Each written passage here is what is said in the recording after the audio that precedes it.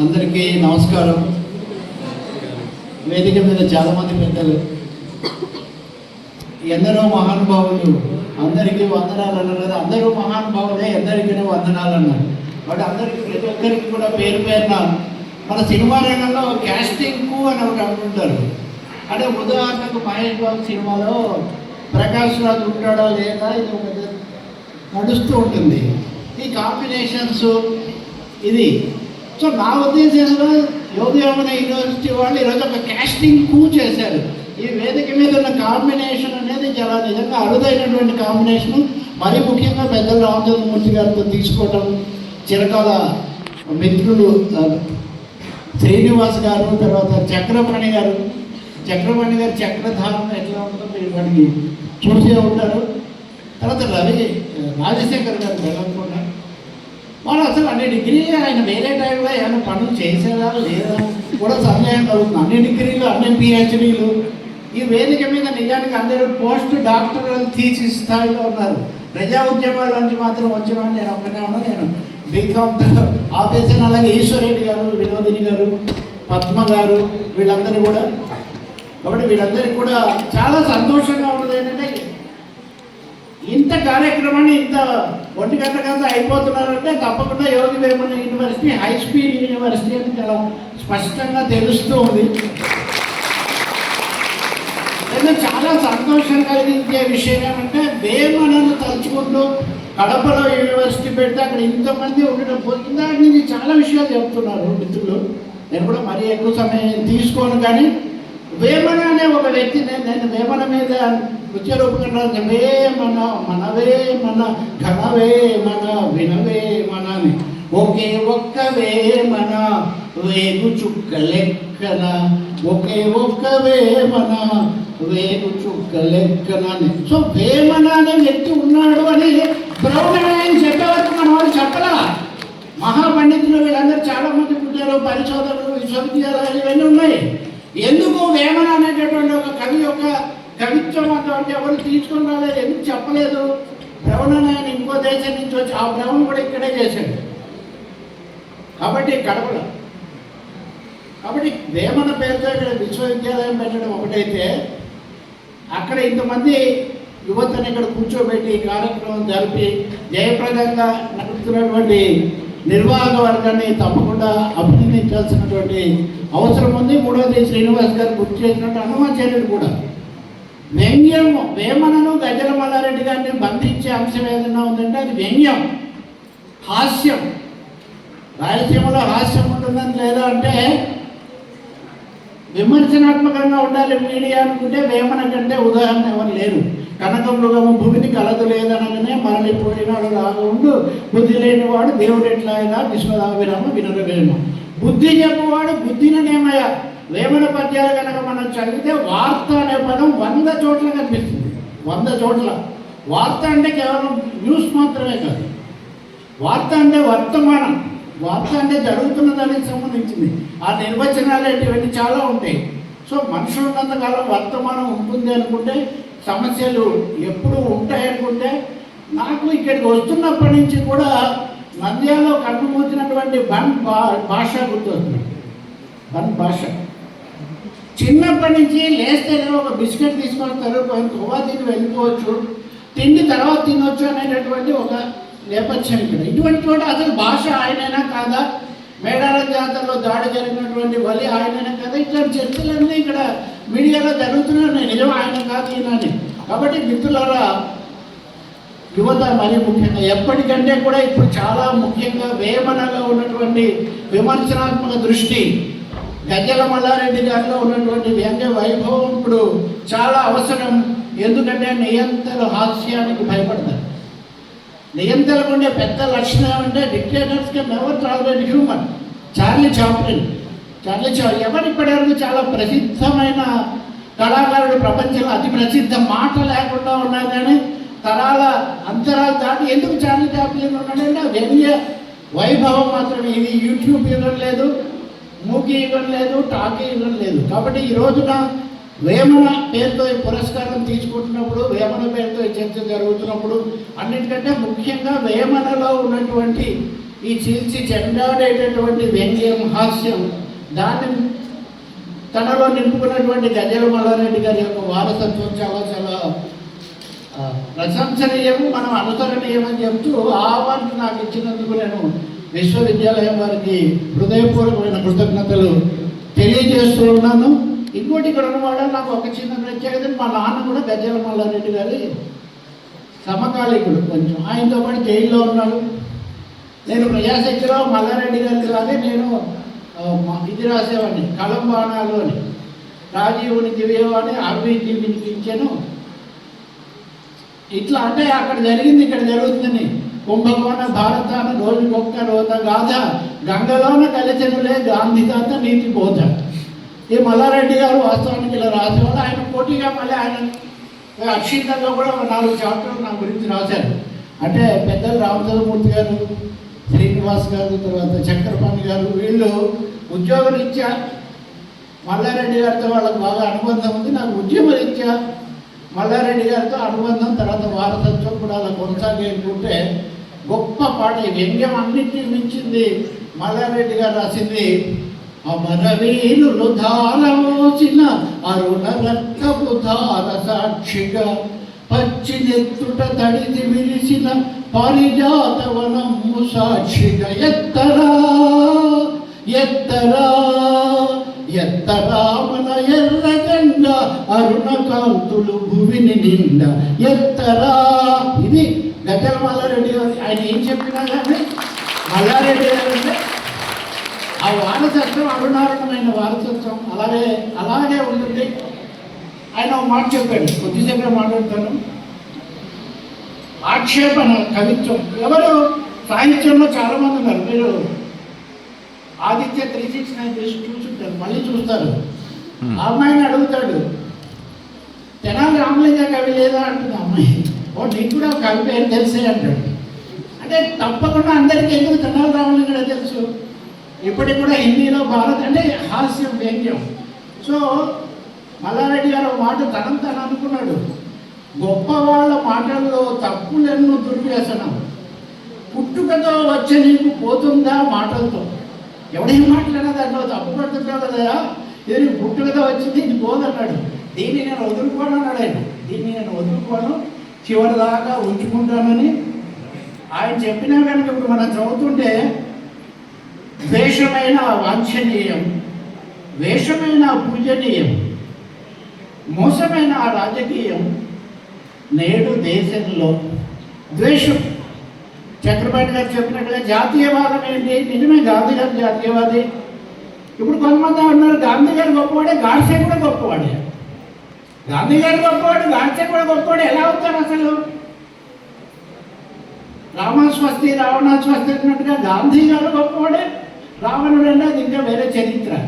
కాబట్టి విమర్శనాత్మకంగా ఉండకుండా ఇప్పుడు సావర్కర్ గారికి భారతరత్న గాంధీ గారికి ఇచ్చామో తెలియదు, కానీ వీర సావర్కర్ గారికి భారతరత్న ఇవ్వాలని ఒక పెద్ద ప్రతిపాదన. నా డౌట్ గాడ్సే గారికి కూడా భారతరత్న ఇవ్వకుండా ఉండాలని మటుకు మనం అందరం ఒక తీర్మానం చేయాల్సినటువంటి అవసరం ఉంది. ఆత్రేయ ఒక పాట రాస్తాడు, ఇది భారతదేశం నీ పసిపాపలది దేశం, ఎవడు గాంధీ అవుతాడో ఎవడు గాడ్సే అవుతాడో ఎవరికి తెలుసు, ఇస్తే చాలను సందేశం ఇవ్వాలయ్యా సౌకర్యం. ఎవడు గాంధీ అవుతాడో ఎవడు గాడ్సే అవుతాడో అంటే గాంధీ గాడ్సేకి తేడా లేదన్న తర్వాత ఇంకేమవుతుంది? సో మిత్రులారా, యువ మిత్రులారా, ముఖ్యంగా చాలామంది యువత పాడైపోయింది అంటే ఎప్పుడు యువతని గురించి పెద్దవాళ్ళు అలా అంటూనే ఉంటారు. ఒక ఆయన రాఘవాచార్య గారు చెప్పారు ఒక మాట, ఈ generation things that it is degeneration after it. తన తర్వాత అంతా బాగలేదు అనుకుంటారు, but it is actually A process of regeneration. తరం నిరంతరం అది అలా సాగుతూ ఉంటుంది. ఎవరు నేర్చుకునేది వాళ్ళ పద్ధతుల్లో వాళ్ళు నేర్చుకుంటారు, ఎవరు తెలుసుకునేది వాళ్ళు తెలుసుకుంటారు. ఇప్పటి తరానికి సెన్సిబిలిటీ కానీ కామన్ సెన్స్ కానీ తక్కువ అని మనం ఎంత మాత్రం చెప్పలేము. ఎందుకంటే వీళ్ళు అనుష్ఠానం తెలుసుకుంటున్నారు. శ్రీశ్రీ గారు ఇలా ఒక విశ్వవిద్యాలయానికి వెళ్తే అక్కడ ఒక లైబ్రరీ చూపించారు, చాలా బాగుంది అని. ఆయన గ్రంథాలయం వెళ్ళి సంతకం చేసి ఈ గ్రంథాలయం దినదినాభివృద్ధి చెందాలని నేను కోరనని రాశాడంట. అందరూ షాక్ అయ్యారంట. క్షణాభివృద్ధి చెందాలని కోరుతున్నాను అన్నాడు. సో క్షణక్షణం ఇప్పుడు ఎవరు తలుచుకున్నా ఎవరు తలుచుకోకపోయినా, ఎవరు కవిత్వం రాసినా, కథలు రాసినా, రాయకపోయినా సమాజంలో ఇవి జరుగుతూ ఉంటాయి. ఇప్పుడు మరీ ముఖ్యంగా ఏఐ సమ్మిట్ జరుగుతుంది ఇప్పుడు ఢిల్లీలో, చాలా పెద్దది కదా. ఏఐ సమ్మిట్లో కుక్కపిల్ల కాపీ ఎందుకు పెట్టాం మనం? ఓరియన్ అనేది చైనా దగ్గర నుంచి కాపీ కొట్టామని చెప్పే పరిస్థితి మనకు ఎందుకు వచ్చింది? దీన్ని సరిగ్గా గడపలేదని క్షమాపణ చెప్పే పరిస్థితి ఎందుకు వచ్చింది అని ఇన్ని సంవత్సరాల నుంచి ఇంతమందికి తిన్న బన్ మస్కాన్ మీరు దేన్ని ప్రశ్నించాలి? మీరు అమెరికా ఇండియా వ్యాపార ఒప్పందాన్ని మీరు ప్రశ్నించట్లేదు. వాడెవడో నంద్యాల నుంచి వెళ్ళి మేడారం జాతరలో ఒబాబా నమ్ముతుంటే దాంట్లో ఏదో కుట్ర జరుగుతుంది అంటున్నారు. కాబట్టి మిత్రులారా, వీటన్నిటిలో ప్రధానమైన అంశం ఏమంటే మన పిక్ పాకెట్లో మన జేబులో ఇప్పుడు మన పెద్దలు ఇచ్చిన 50,000 ఉదాహరణకు, నాకు ఇంతకుముందు రాష్ట్ర ప్రభుత్వం 10 లక్షలు ఇస్తాను వద్దు బాబు, నేను ప్రభుత్వాల దగ్గర తీసుకోండి చెప్తాను. విశ్వవిద్యాలయం కాబట్టి పర్వాలేదు, అది కూడా లైఫ్ టైం అచీవ్మెంట్. ఈ మొత్తాన్ని కూడా నేను తప్పకుండా ఏదో సాహితీ సంస్థలు వాటి కోసమే వినియోగిస్తానని కూడా నేను చెప్తూ, వాళ్ళకే ఉపయోగపడని చెప్తూ నేను చెప్పదలుచుకున్న అంశం అది కూడా కాదు. ఇప్పుడు నా జేబులో ఉన్న 50,000 తీసుకోవాలంటే నా దగ్గరికి వచ్చేప్పుడు 5 రూపాయలు పడేసి, సార్ 5 రూపాయలు పడిందంటే నేను 5 రూపాయలు తీసుకోవడానికి పంపుతాను, నా 50,000 కాస్త నేను మళ్ళీ రాజశేఖర్ గారి దగ్గరికి రావాల్సి వస్తుంది. ఇదే విధంగా మనం అమెరికా భారత వాణిజ్య ఒప్పందం గురించి ప్రశ్నించకూడదన్నా, భావ ప్రకటన స్వేచ్ఛ లాంటి విషయం మనం అడగకూడదన్నా, ఈ అంశాలన్నీ అడగకూడదంటే ఇదిగో బన్ మస్కా గురించి నువ్వు చర్చించాలి. మీరు చీర కట్టుకోవాలా లేకపోతే ఇంకో వేషధారణ ఏం చేయాలి అనే అంశాన్ని గురించి చర్చించాలి. ఇది జరుగుతుంది. కాబట్టి మిత్రుల ప్రధాన అంశాల నుంచి దృష్టి మళ్లించే ఒక పెద్ద కుట్ర జరుగుతుంది. వేమన కాలం నుంచి ఇప్పటి వరకు కూడా విమర్శకులు కానీ మీడియా కానీ చేస్తూ వచ్చినటువంటి పని, ఈ అంశాలు మరుగున పడకుండా వాటిని నిజమైన ఏ విషయాల మీద మనం దృష్టి పెట్టాలి, దేన్ని మనం చూపించాలి అన్నటువంటి మాట రాజకీయ నాయకులు, పాలకవర్గాలు ఎప్పుడు ఓట్ల కోసం ఒకరు మతము, ఒకరు కులము, ఇంకోటి చెప్తుంటారు. ఓటు కోసం కోటి విద్యలు, ఇది కూడా మల్లారెడ్డి గారిదే. ఓటు కోసం కోటి విద్యలు, సీటు కోసం క్షుద్ర బుద్ధులు. సో ఓటు కోసం కోటి విద్యలు, సీటు కోసం క్షుద్ర విద్యలు వాళ్ళు చేస్తుంటే కులం తత్వం గురించి కూడా ఆయన ఇలాగే చాలా మంచిగా రాశాడు. కాబట్టి కులము కాపునాడు, కమ్మనాడు, తోపాటు రెడ్డినాడు, ఒక కులానికి ఒక్కనాడు, వెరచి మరో మహానాడు, కులతత్వం రాష్ట్రంలో సలసల ఇలా కాగుతోంది, తల వంచిన మన నాయక పైత్యం తెగ ముదురుతోంది అన్నాడు ఆయన. కాబట్టి కుల మత తత్వాల నుంచి బయటపడి భారతీయత, జాతీయత అంటే వారు అన్నట్టుగా జాతీయత ఎవరు కాదంటారు?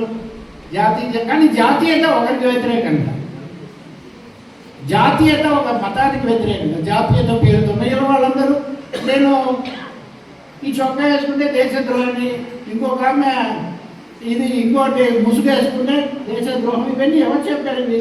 కాబట్టి మనం వీటన్నిటికీ విరుగుడుగా మల్లారెడ్డి గారు అందరికీ ఆరాధ్యుడైన గురజాడ అప్పారావు గారు ఒకటే చెప్పాడు, దేశం అంటే మట్టి కాదు, దేశం అంటే మనుషులు. దేశం అంటే మతములో ఏం లేదు. హిందూ, ముస్లిం, క్రైస్తవులు ఎవరైతేనే మానవులే, అనంత జీవన గమనంలో అలుపు ఎరుగని శ్రామికులు అందరూ వాళ్ళ శ్రమ చేసుకుంటూ బతకడానికి ప్రయత్నం చేస్తున్న ఈ దేశంలో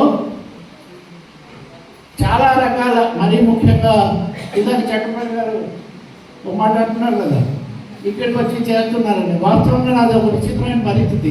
మా ఇంటి పేరు కలపలి.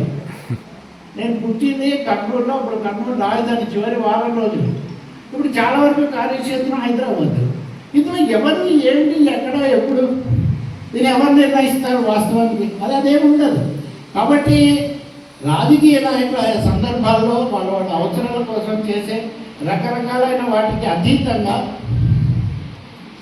కులాలు, మతాలు, తేడాలు వీటికి అతీతంగా ప్రజలందరి యొక్క, దేశం యొక్క అభ్యున్నతి కోసం, సమున్నతి కోసం వెళ్ళటమే ఇప్పుడు చాలా పెద్ద విషయం అనుకుంటే, మనం విశ్వ గురువులం. మనం విశ్వగురువులకు కానీ బంధం భయపడతామా? ఎందుకు ఈ రెండింటికి మధ్యలో ఉన్న తేడా కొంచెం ఆలోచించండి. విశ్వగురువులు ట్రంప్ గారు కూడా మన మాట వింటారని మనం చెప్తుంటాము, కానీ ఆ బంధు కోసము లేకపోతే ఇంకొక చిన్న బిస్కెట్ కోసము, ఒక పాట కోసము, ఒకటి చేసిన యూట్యూబ్ ఫీడ్ కోసము మనం ఎందుకు భయపడుతున్నాం అంటే ఇక్కడ ఏదో మనం ఆలోచించాల్సింది, పట్టుకోవాల్సింది చాలా ఉంది. మీడియా మల్లారెడ్డి గారు చెప్పినా, శ్రీశ్రీ చెప్పినా, ఇది కూడా వేమన ఎప్పుడో చెప్పాడు. కులము గలవారు, గోత్రము గలవారు, విద్య చేత వెర్రవిగువారు, పసిడి గలవాడి బాధిత కొడుకులు విశ్వదాభిరామ వినుర వేమ అన్నాడు. ఇవన్నీ కూడా డబ్బుకు లోపడి ఉన్నాయి. కాబట్టి ఈ మాట మల్లారెడ్డి గారు కూడా చెప్పారు. ఏ కాంట్రాక్టర్ ఇంట్లో అట్లు తోముతున్నావమ్మా, స్వాతంత్రం ఏందిరా అన్నాడు. అంటే స్వాతంత్రాన్ని వీళ్ళందరూ కూడా చేజిక్కించుకున్నారనే మాట. అదే మనం ఇప్పుడు అటు అంబానీ ఇటు అదానీ మధ్యలో ప్రాధాన్యత ఉంటుంది. కాబట్టి ఈ పరిస్థితుల్లో మిత్రులారా, కార్పొరేట్ ప్రయోజనాలు ఇదే సర్వస్వం అనుకున్న పరిస్థితి నుంచి మనం బయటికి రావాలనుకుంటే ఈ వరవడి కడప జిల్లా లాంటి చోట సాహిత్యంలో రారా గారు సంవేదన పెట్టినా, ఇంకోటి పెట్టినా, మల్లారెడ్డి గారు, కేతు విశ్వనాథ రెడ్డి గారు నిజానికి వ్యక్తిగతంగా చాలా చాలా అభిమానించి ప్రోత్సహించిన వాళ్ళు వీళ్ళందరూ కూడా ఈరోజు నిజంగా నేను మొదట చెప్పిన క్యాస్టింగ్ అన్నట్టుగా రాజశేఖర్ గారి కోసం ఆగినట్టుగా ఉంది ఈ ముగ్గురిని చేయడం. నిజానికి ఆర్టికల్ కొంచెం అటు వెళ్ళి రామచంద్రమూర్తి గారు ముందు చేసి ఉంటే పెద్దలు నాకు అన్నిటికీ చూసినా కానీ అదేం పెద్ద సమస్య కాదు, ముందు వెనక పెద్ద సమస్య కాదు. చాలా సంతోషంగా ఉంది వీళ్ళందరితో కలిసి తీసుకోవడం. నాకు వీళ్ళిద్దరితో ఉన్న మిగతా అనుబంధాలతో కూడా ఒక అనుబంధం ఏమంటే, తను టీవీని ప్రజలకు దగ్గర చేసేది నిజమే, కానీ గమనం శీర్షిక నాకు చాలా చేసింది. ప్రజాశక్తి నాకు ఎంత ఇది ఇచ్చిందో, గమనంలో ఆంధ్రజ్యోతిలో నేను రాసేదాన్ని చాలా జాగ్రత్తగా చూసేవాళ్ళు, అందరూ అభినందించేవాళ్ళు కూడా. ఆశ్చర్యం అంటే నేను 17 ఏళ్ళు రాశాను, మధ్యలో 2 ఏళ్ళ బ్రేక్తో. ఒక్కరోజు కూడా రామచంద్రమూర్తి గారు కానీ శ్రీనివాస్ కానీ ఇలా ఎందుకు రాశారని ఏ రోజు నన్ను అడగలేదు. నేను రాసింది వాళ్ళు ప్రచురిస్తూనే వచ్చారు. ఇది ఆశ్చర్యం కలుగుతుంది. పెద్ద రాజకీయమేం కాదు, కానీ మార్గదర్శి మీద ఏదో దాడి జరిగితే అది ఈనాడు గ్రూప్, నేను ఆంధ్రజ్యోతిలో దాని మీద వ్యాసం రాశాను. ఇద్దరు తగ్గేవాడిని లేదు, నేను మళ్ళీ వెళ్ళి ప్రతిధ్వనిలో చర్చలు జరిపేవాడిని. అంటే ఎవరి అభిప్రాయాలు ఏవైనా కానీ భిన్నాభిప్రాయాలు ఉండొచ్చు, ఎవరి రాజకీయాలు వాళ్ళకు ఉండొచ్చు, కానీ భిన్నాభిప్రాయాలు కూడా చోటు కల్పించడం, విమర్శలను కూడా స్వీకరించడం. పొద్దు నుంచి మీరు గొప్ప నేను గొప్ప అంటే ఇంకా మాట్లాడేది ఉంది, గొప్ప గొప్ప కలిసి చిప్ప అన్నట్టుగా చివరికి ఏమీ మిగిలేదేమి ఉండదు. మనం ఇతర గొప్ప గొప్పని పొగుడుకోవడం, ప్రజలకు చెప్పివ్వడానికి కాదు కదా, ప్రజలకు దారి చూపించడానికి. కాబట్టి మీడియా ఎప్పుడు విమర్శనాత్మక పాత్ర, ప్రజాపక్ష పాత్ర పోషించాలి. ఈ మ్యానుఫ్యాక్చరింగ్ కన్సెంట్ అనే దాని అంగీకార దృష్టి పేరుతో మేము ట్రాన్స్లేట్ కూడా చేసాం. అప్పటి నుంచి కూడా దశ కూడా దాటిపోయి ఇప్పుడు ట్రంప్ గారు సొంతంగా ద ట్రూత్ అని ఆయన ఒక సైట్లో ఆయన నడుపుతారు. దాన్ని ట్రూత్ అంటే అప్పుడు మై ట్రూత్ అనమాట, అది ది ట్రూత్ కదా. మనం ఇంగ్లీష్లో వాళ్ళకి చూస్తే అది మై ట్రూత్, నా వార్తలు నా ఇష్టం అనేది వరకు ఉండేది కదా శీర్షిక. ఇప్పుడు నా వార్తలు నా ఇష్టం, నా మీడియా నా ఇష్టం అంటే కుదరదు.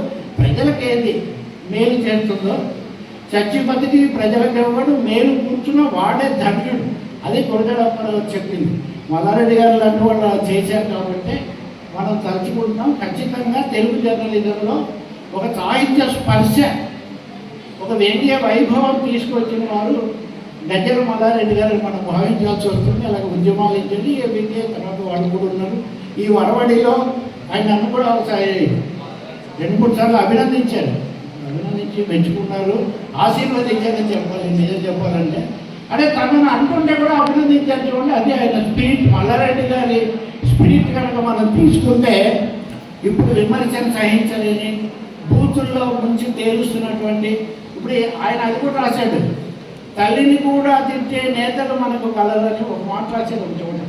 కాబట్టి సంస్కారం నేర్పాలి, సాహిత్యం అనేది విమర్శనాత్మక దృష్టి నేర్పాలి, సామాజిక న్యాయం కోసం మనం కృషి చేయాలని చెప్పి కోరుతూ ఇవన్నీ చెప్పే ఒక అవకాశం, పంచుకునే అవకాశం మీతో కలిగినందుకు నేను చాలా సంతోషిస్తున్నాను. రాబోయే రోజుల్లో మన విశ్వవిద్యాలయాలు ఎప్పుడో శ్రీశ్రీ చెప్పాడు అది అయిపోయింది అంటున్నాడు. ఎప్పటికీ అయిపోదండి. కొంతమంది కుర్రవాళ్ళు పుట్టుకొత్త వృద్ధులు పకీర్లకి, పుకార్లకి, నిబద్ధులు, తాతగారి నాన్నగారి భావాలకు దాసులు, నేటి నిజం చూడలేని కీటక సన్యాసులు అని ఆయన కొంతమందిని విమర్శించుకొని ఎవరు ఉంటారు. మరి కొంతమంది యువకులు ముందు యుగం దూతలు, పావన నవజీవన బృందావన నిర్మాతలు, బానిస భావాలను తలవంచి అనుసరించరు, పోనీ అని అన్యాయపు పోకడలు సహించరు. వారికి నా ఆహ్వానం, వారికి నా శాల్యూట్ అన్నట్టుండి మనం వేమనకు శాల్యూట్ చేద్దాం, నల్లారెడ్డి గారికి శాల్యూట్ చేద్దాం. ఇవన్నీ నిర్వహించి ఉన్నటువంటి యువమిత్రులకంతా కూడా నేను తెలియజేస్తూ మిగిలిన విషయాలు మనం యూట్యూబ్లో మాట్లాడుతున్నాం.